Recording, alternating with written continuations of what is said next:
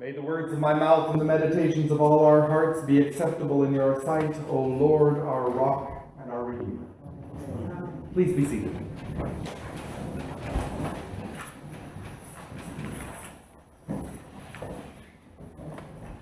I'm going to start today with just a little tiny teaching moment.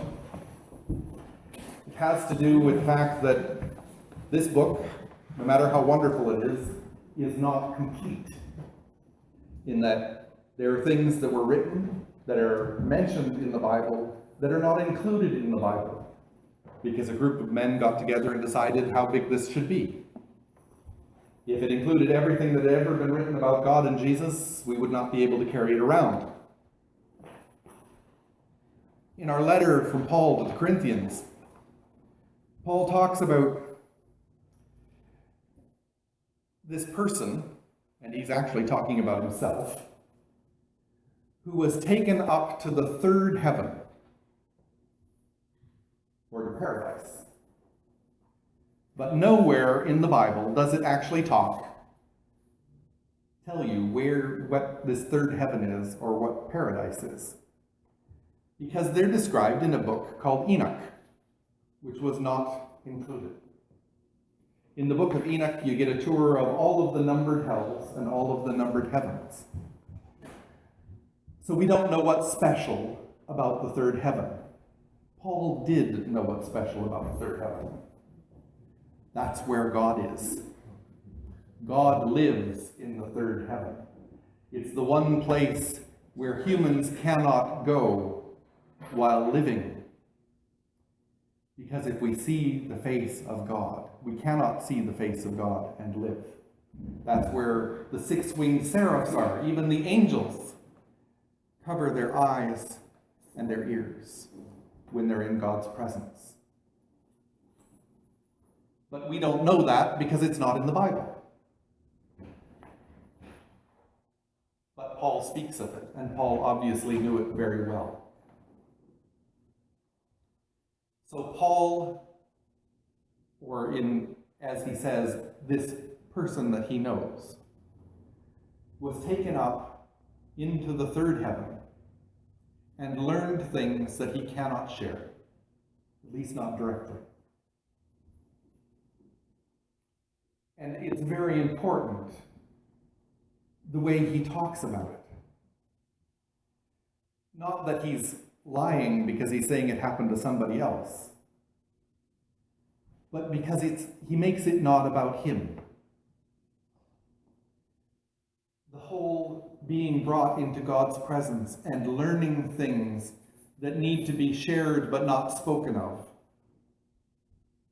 is not about Paul. It's about God. It's about Jesus. And that's what we're called to be. Is a group that learns about God and Jesus, that lives what we're taught.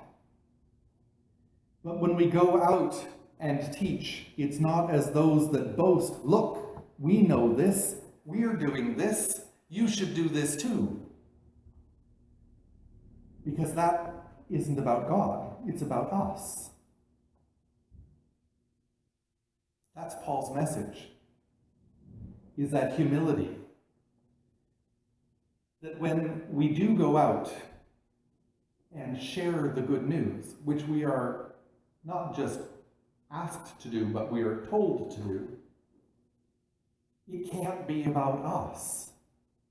It can't be about, look how wonderful we are, we're following these teachings, why aren't you? Because that's not God's message. That's not Jesus' message. His message is, look, you are loved. And if you accept that love, all of this is free. It's not about us. In the gospel today, Jesus goes to his own hometown, and nobody thinks that he can do these things. They don't say that these things that Jesus has done are impossible to do. They believe that these wonders can be done.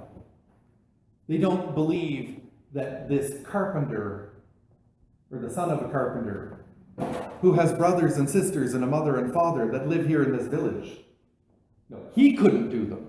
They can be done, but not by him. And because they don't believe, he can't. This also teaches us something very important about the message that Jesus shares with us, that we are to share. That even for Jesus, if faith is not there, his power is not there.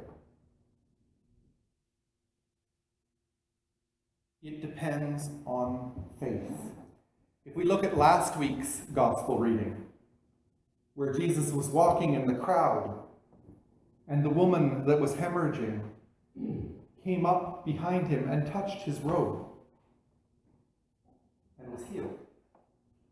What did he say to her? He didn't say, "My power has made you clean.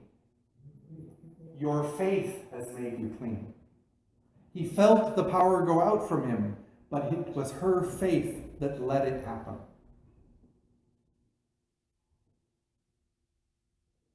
When we insist on things being right, on things being based on knowledge, on teaching just the words, but not the heart, we ignore faith. When we teach faith, the words don't matter. The words are just a way to get there.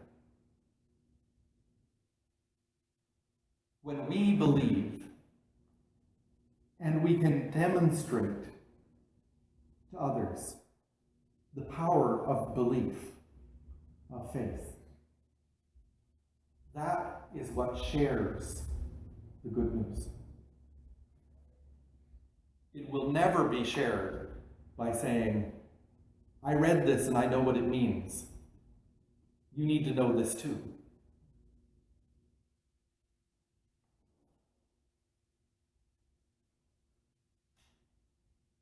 Paul's final words in this reading. "Therefore I am content with weakness, insults, hardships, persecutions, and calamities for the sake of Christ. For whenever I am weak, then I am strong." This is never more true than it is for the church. When the church was in its heyday, at the height of Christendom, it lost its power. It could change nothing because it had everything. When we are down, when we say we don't have enough to do what we need to do, when we say, "I am not capable," which is the true meaning of worthy, "I am not worthy, I am not physically able to do what you're asking me to do," and we try anyway, we depend on faith. We depend on God. And then we can do more than we can ask or imagine. Thanks be to God.